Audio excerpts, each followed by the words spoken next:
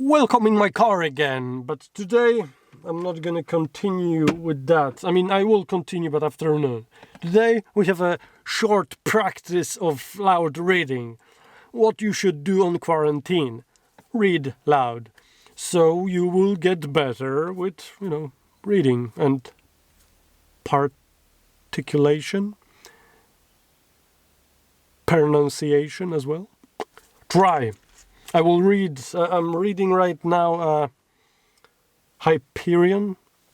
I already went through pages, but I read loud once in a while to get better.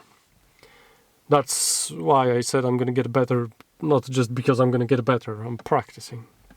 Practice is everything. It was with some shock that I realized I had a congregation. The old woman was kneeling in the fourth row of pews. The black of her dress and scarf blended so perfectly with the shadows there that only the pale oval of her face was visible, lined and ancient, floating disembodied in the darkness. Startled, I stopped speaking the litany and consecration. She was looking at me, but something about her eyes, even at a distance, instantly convinced me that she was blind. For a moment I could not speak and stood there mute, squinting in the dusty light, bathing the altar, trying to explain this spectral image to myself, while at the same time attempting to frame an explanation of my own presence and actions. When I did find my voice and called to her, the word echoing in the words echoing in the great hall, I realized that she had moved. I could hear her feet scraping on the stone floor. There was a rasping sound, and then a brief flare of light illuminated her profile. Far to the right of the altar, I shielded my eyes from the shafts of sunlight and began picking my way over the detritus where the altar railing had once stood. I called to her again, offered reassurances, and told her not to be afraid, even though it was I had chills coursing up my back. I moved quickly, but when I reached the sheltered corner of the nave, she was gone. A small door led to the crumbling chapter house and the river bank.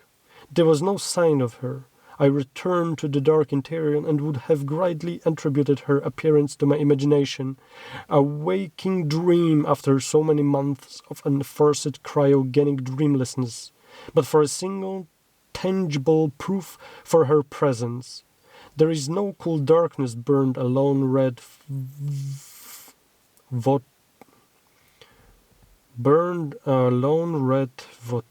candle, its tiny flaming flickering to unseen drafts and currents. I'm tired of this city. I'm tired of its pagan pretensions and false histories. Hyperion is a poet's world devoid of poetry. Keats itself is a mixture of tawdry false classicism and mindless boomtown energy. There are 3 Zen Gnostic assemblies and 4 high Muslim mosques in the town, but there are real houses of worship are the countless saloons and brothels, the huge marketplace handling the fiber plastic shipments from the south, and the Shrike cult temples where lost souls hide their suicidal hopelessness behind a shield of shallow mysticism. The whole planet reeks of mysticism without revelation. To hell with it. Tomorrow I head south. There are schemers and other aircraft on this absurd world, but for the common folk, travel between these accursed island continents seem restricted to boat, which takes fewer, am I told, or one of the huge passenger dirigibles, how the fuck to spell it?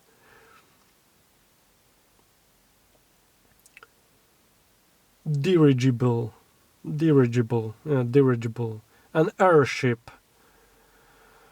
Sanker dirigibles, which depart from Keats only once a week. I leave early tomorrow by dirigible. Dirigible. Animals. The first down team for this planet must have had a fixation of animals. Horse, bear, eagle. For 3 days we were creeping down to east coast of Equus over an irregular coastline called the Main. We've spent the last day making the crossing of a short span of the Middle Sea to a large island called Katki. Today we are offloading passengers and freight at Felix, the major city of the island. From what I can see from the observation promenade and the mooring tower, there can't be more than 5,000 people living in that random collection of hovels and barracks. Next, the ship will make its 800 kilometers crown down a series of smaller islands called the Nine Tails, and then take a bold leap across 700 kilometers of open sea and the equator. The next land we see then is the northwest coast of Aquila, the so-called big animals. To call this convenience a passenger dirigible is an exercise in creative semantics. It is a huge lifting device with cargo hold large enough to carry the town of Felix out of the sea and still have room for thousands of bales of fiber plastic. Meanwhile, the less important cargo, the passengers, make the where we can. I have set up a cot near the aft loading portal and made a rather comfortable niche for myself with my personal luggage and 3 large trunks of expeditional gear.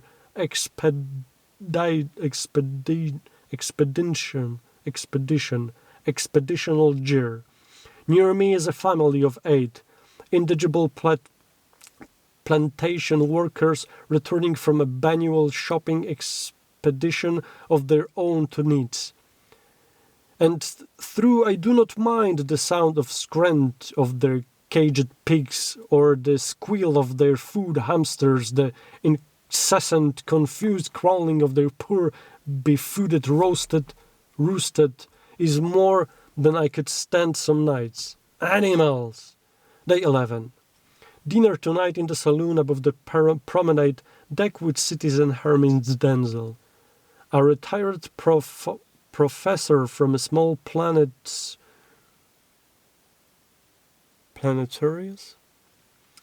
near Endymion.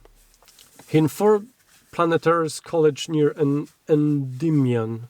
He informed me that the Hyperion first down team had no animal fetish after all.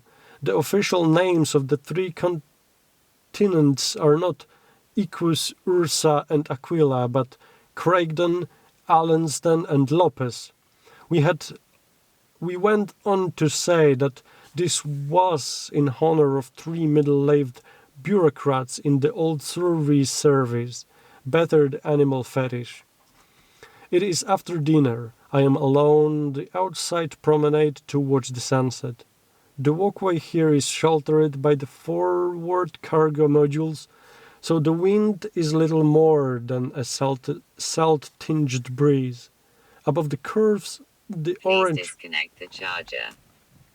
Please disconnect the Yes, charger. I did it. We are between islands. The sea is a rich, lapid shot through wheat verdant undertones, a reversal of sky tones. A scratching of high Sirius cutted the last light of Hyperion's too small sun and ignites light burning coral. There is no sound except for the faintest hum of the electric turbines. 300 meters below, the shadow of a huge, mantle-like undersea creature keeps pace with the dirigible. A second ago, an insect or beard the size and color of a hummingbird, but with gossamer wings a meter across, paused 5 meters out to inspect me before diving towards the sea with folded wings. Edward, I feel very alone tonight. It would help if I knew you were alive, still working in the garden, writing evenings in your study. I, through my travels, would still my old beliefs in St. Teilhard's concept of the God in whom Christ of evolution, the personal and the universal, the en hoc and the en avant are joined. But the such revelant is forthcoming. It is growing dark. I am growing old. I feel something, not yet remorse, at my sign of falsifying the evidence of the Armagblast dig. But Edengard, Your Excellency, it's the artifacts had indicated the presence of the Christ-oriented culture there, 600 light years from old Earth, almost 3,000 years before man left the surface of the home world.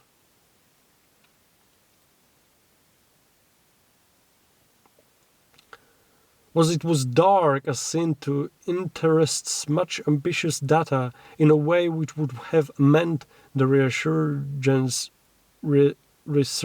of Christianity in our lifetime? Yes, it was, but not, I think, because of the sin of temptating with the data, but the deeper sin of thinking that Christianity could be saved. The church is dying, Edgard, and not merely our beloved branch of the holy tree, but all of its offshoots, Westinglass and Cankers. The entire body of Christ is dying, and thoroughly as this poorly used body of mine, Endegard. You and I knew it's in Armagast, where the blood sun illuminated only dust and death. We knew it was cool green summer at the college when we took our first woves. We knew it's a boys in the quiet play flame of village franchise sur Soane. Who know it's now? We know it's now. Shit, I'm bad at this. But I'm gonna get better. The light is gone now. I must ride by the slight glow from the saloon window a deck above. The stars lie in the strange constellations.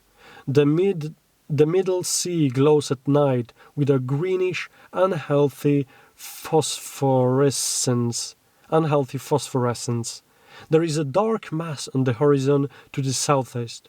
It might be a storm, or it might be the next island in the chain. The third of the 9 tails that mythology deal with a cat. With the 9 tails? I know of none. For the sake of the beard I saw earlier, it was a beard. I pray that it is an island ahead and not a storm. Day 28. I have been in Port Romance 8 days, and I have seen 3 dead men. The first was a beached corpse, a bloated, white parody of man that had washed up on the mud flats beyond the morning tower first evening in town. Children threw stones at it. The second man I watched being pulled from the burned wreckage of a methane unit shop in the poor section of town near my hotel. His body was charred beyond recognition and shrunk by the heat, his arms and legs pulled tight in the crazy fighter posture. Burning victim have been reduced to since time immemorial. I had been fasting all day and confess with shame that I began to salivate when the air filled with the rich, frying fat odor of burnt flesh. The third man was murdered not 3 meters from me. I had just emerged from the hotel onto the maze of mud-splattered plank that served as a sidewalk of its miserable town when shots rang out and the men several paced ahead of me lurch of his foot, had slipped, spun towards me with a quizzical look on his face, and fell sideways into the mad and savage, mood and savage. He had been shot 3 times with some sort of projectile weapon. 2 of the bullets had struck his chest, and 3rd entered his below the left eye. Incredibly, he was still breathing when I reached him.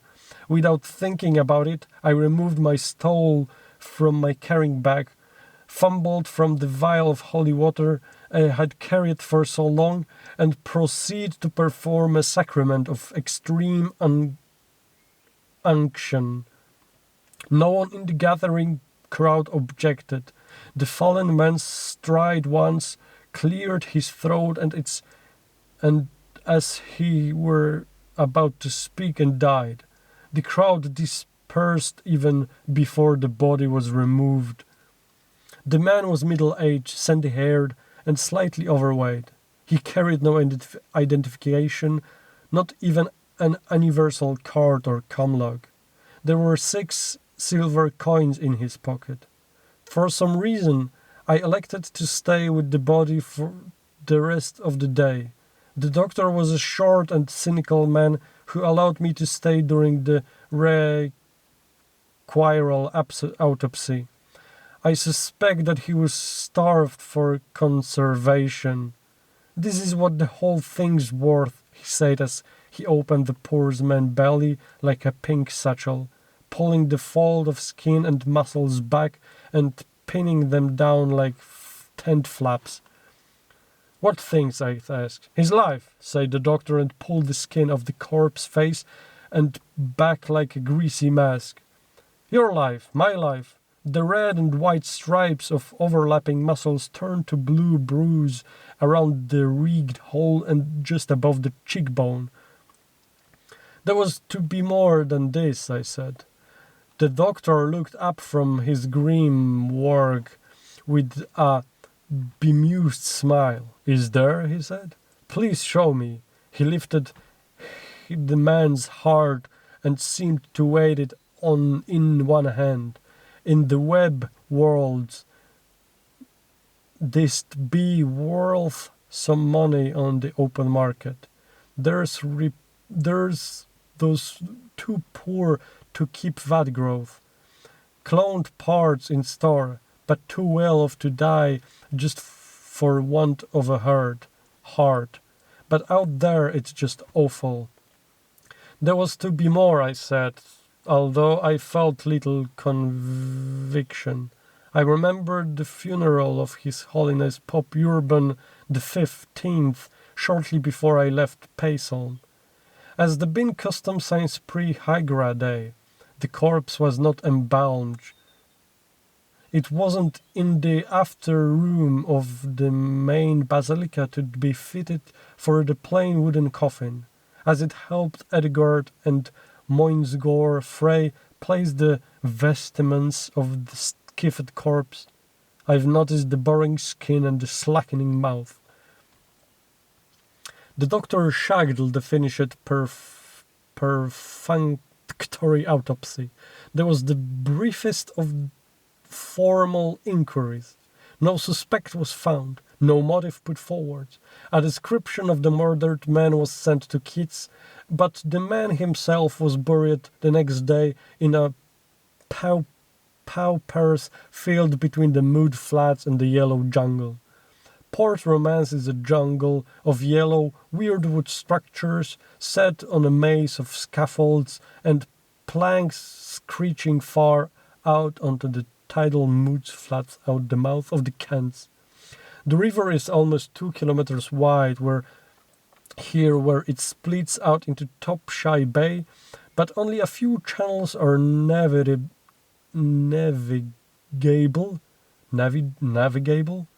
Only few channels are navigable, and the drag dings goes on day and night. I lie awake each night in my cheap room with the window open to the pounding of the dredge hammer sounding like a booming of its wild city heart. the distant surrounding of the scarf, its wet breathing. Tonight I listen to the city breathe, I cannot help but to give the flayed face of the murdered man. The companies keep the skim's pork.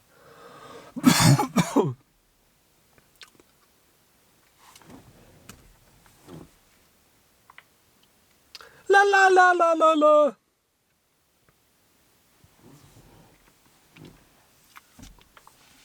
The companies keep a skims fort to the edge of town to ferry men and material inland to the larger plantations, but I do not have enough money to bribe my way abroad.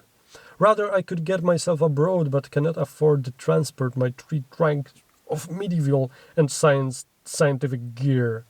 I am still tempted. My service amongst the Bikura seems more absurd and irrational now than ever before. Only my strange need for a destination and a certain masochistic determination to complete the terms of my self-imposed exile keep me moving upriver. There is a river boat departing up the Knees in 2 days. I have booked passage and will move my trunk onto it tomorrow. It will not be hard to leave the port romance behind. The emporific Girandol continues its slow progress upriver. No signs of human habitation since we left Letton's Landing 2 days ago. The jungle presses down to the river bank like its solid wall now. More, it almost completely overhangs us in place where the river narrows to 30 or 40 meters. The light itself is yellow, rich and liquid butter, filtered as it is through foliage and fronds 80 meters above the brown sugar face of the Kents. I sit on the rusted tin roof of the center passenger barge and strain to make out my first glimpse of a Tesla tree.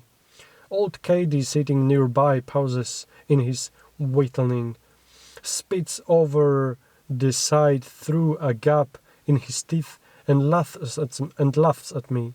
"Ain't going to be no flame trees this far down," he said. "It's if they was the forest sure as hell through looked like this. You got to get up in the pinions before you see a Tesla.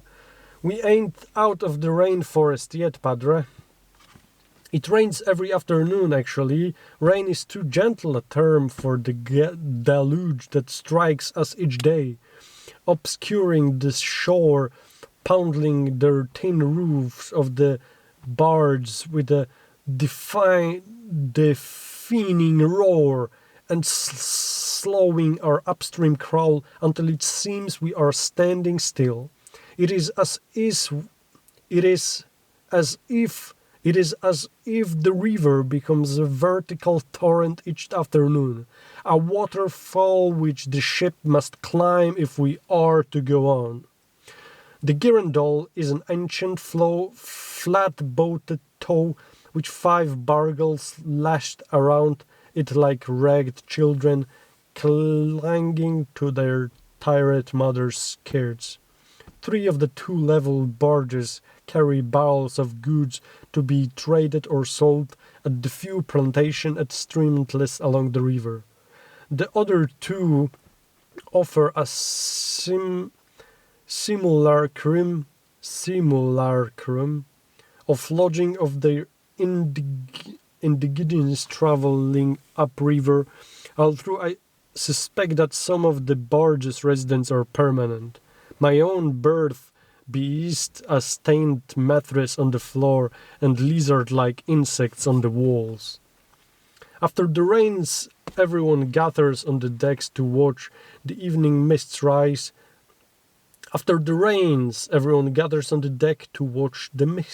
Evening mist rise from the cooling river. The air is very hot and super saturated with moisture most of the day now. Old Caddy tells me that I have come too late to make the climb through the rain and flame forest before the Tesla trees become active. We shall see. Tonight the mist rises like the spirits of all dead who sleep beneath the river's dark surface. The last tattered remnants of the afternoon's cloud cover despite through the tripness of color returning to the world. I watch of dense forest shifts from chrome yellow to a translucent saffron and then slowly fades through orchid to amber to gloom.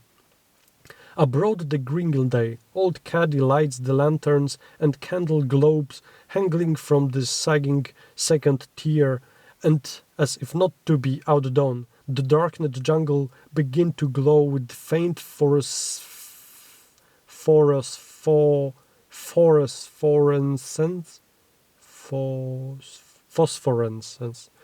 phosphorescence of decay, while glowbirds and multi-headed gossamers can be seen floating from branch to branch in the darker upper regions. Hyperion's small moon is not visible tonight, but the world smooths through more the brines through its common. For a planet so close to its sun, and the night skies are illuminated by frequent meteor showers. Tonight the heavens are especially fertile, and when we move onto wide sections of the river we can see a tracery of brilliant meteor trails weaving the stars together. Their images burn the retina after a while, and I look down at the river only to see the same optic echo there in the dark waters. There is a bright glow on the eastern horizon, and old Caddy tells me that this is from the orbital mirrors which give lights to a few of the larger plantations. It is too warm to return to my cabin. I spread it to my tin mat on the rooftop and barge and watch the celestial light show while clusters of the ingredient families sing haunting songs and an orbit I have not even tried to learn. I wonder about the Bikura still far away from here, and a strange anxiety rises in me. Somewhere in the forest an animal screams with the voice of the frightened woman. Day 60. Arrived Parasable Plantation. Sick. Day 62. Very ill. Fever. Fits of shaking. All yesterday I was vomiting black bile. The rain is deafening. At night the clouds are lit above by orbital mirrors. The sky seems to be on fire. My fever is very high. A woman takes care of me, bathes me, too sick to be ashamed. Her hair is darker than most indigenes. She says little, dark, gentle eyes. Oh God, to be sick so far from home. Day. She's waiting, spying, comes in from the rain, the thin shirt. On purpose to tempt me, know that my skin burning on fire with cotton nipples dark against it, and I know who they are watching. They hear their voices at night, they bathe me in poison burns me, they think I don't know, but I hear their voices above the rain when the screaming stops. Stop. My skin is almost gone, red under it, can feel the hole in my cheek. When I find the bullet, I will spit it out. Oh, that's, I assume, miserable Moses. Day 65. Thank you, dear Lord, for deliverance from the illness. Day 66. Shaved today. Was able to make it to the shower. Sampha helped me prepare for the administrator's visit. I accepted him to be one of the large graphy types I've seen out of the window working in the sorting compound. But he was a quiet black man with a slight lisp. He was most helpful. I had been concerned about paying for my medical care, but he reassured me. Alright, I stopped now, half an hour went. Practice wasn't that bad. I already feel better. My throat is sore, but it's not that bad.